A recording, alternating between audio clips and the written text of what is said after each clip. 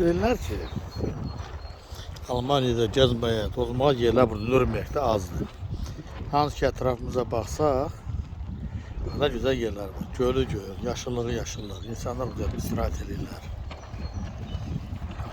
Niye olmasın?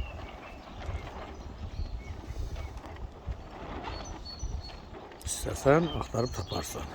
Soğuklar hal değil bizden. Harda 30-40 kilometre.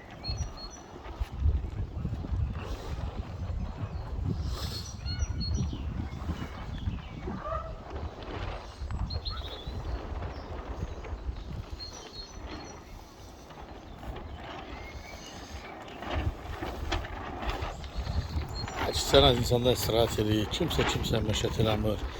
Demek ki yolun bu tarafında burada çinmək üçündür. Kürəni yandırmaq üçün, zaqar eləmək üçün. Gölün o tarafı göstərə biləcəyimi artıq piknik eləmək üçün, yəni kebablar eləmək üçün. Görsənir mənzərə. Kimse kimseye meşet eləmir.